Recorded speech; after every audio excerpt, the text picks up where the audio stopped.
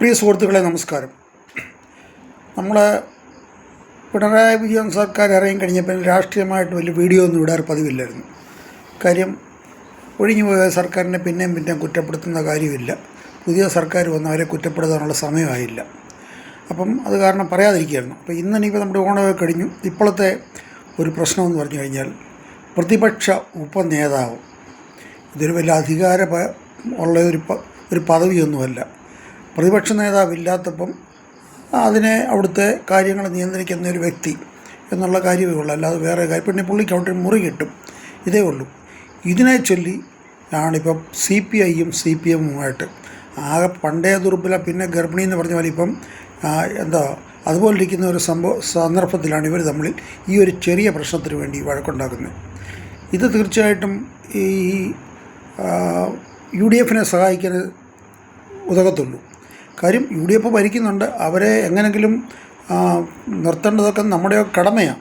കാര്യം ഒരു ഭരണകക്ഷി ഒറ്റയ്ക്ക് അങ്ങനെ പോയി കഴിഞ്ഞാൽ പണ്ടത്തെ പിണറായി സർക്കാർ പോലെ സതീശ സർക്കാരാകും. അതിനെ തടഞ്ഞു നിർത്താനായിട്ടാണ് അന്നേരമാണ് ഇവരൊരു ചെറിയ കാര്യം കൊണ്ട് വരുന്നത്. ഇതൊരു വലിയ കാര്യമല്ല. ഇപ്പം ഞാൻ പറയാൻ വരുന്നത് ഈ CPI എന്ന് പറയുന്ന പാർട്ടി വലിയ മഹാരഥന്മാരൊക്കെ ഉണ്ടായിരുന്നതായിരുന്നു. ലാസ്റ്റിൽ PKV, ചന്ദ്രപ്പൻ, കാനം രാജേന്ദ്രൻ വഴി ഒരു പരിധി വരെ ആദ്യമൊക്കെ, പിന്നെ പുള്ളി പിണറായിക്ക് അടിമപ്പെട്ടു പോയി. അങ്ങനെ അടിമപ്പെട്ട് ഈ കഴിഞ്ഞ 10 വർഷം പിണറായി വിജയൻ പറയുന്നതിന് എതിർവായില്ലാതെ കട്ടൻ ചായയും പരിപ്പുവടയും അടിച്ചുകൊണ്ട് പോയി. പുള്ളി പറയുന്നതിന് ഇതുവരെ ഒരു എതിർശബ്ദം ഉണ്ടാക്കിയിട്ടില്ല. ഇപ്പോൾ അധികാരം നഷ്ടപ്പെട്ടപ്പം അല്ല നഷ്ടപ്പെടുന്നതെന്ന് കാണുമ്പം ആണ് ആദ്യം PMCക്ക് എതിര് പറഞ്ഞത്. ഇപ്പം നഷ്ടപ്പെട്ടപ്പോഴാണ് അവർക്ക് ഒരു ഇത് വന്നത്. അപ്പോൾ അവർ എന്തുകൊണ്ട് നേരത്തെ ഇത് പറഞ്ഞില്ല? അതൊരു പ്രധാനപ്പെട്ട ഒരു കാര്യമാണ്.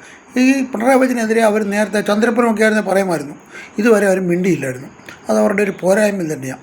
ഇപ്പം കിടന്ന് കലഹിക്കുന്നതിൽ പകരം എങ്ങനെയെങ്കിലും ഒരു കോംപ്രമൈസ് ഉണ്ടാക്കി അവർ മുന്നോട്ട് പോകണം. ഈ പ്രതിപക്ഷം നിലനിൽക്കണം, ഇടതുപക്ഷം നിലനിൽക്കണം എന്നാണ് ഞാൻ ഇവിടുത്തെ സാധാരണ കേരളക്കാരുടെ എല്ലാ ആഗ്രഹം.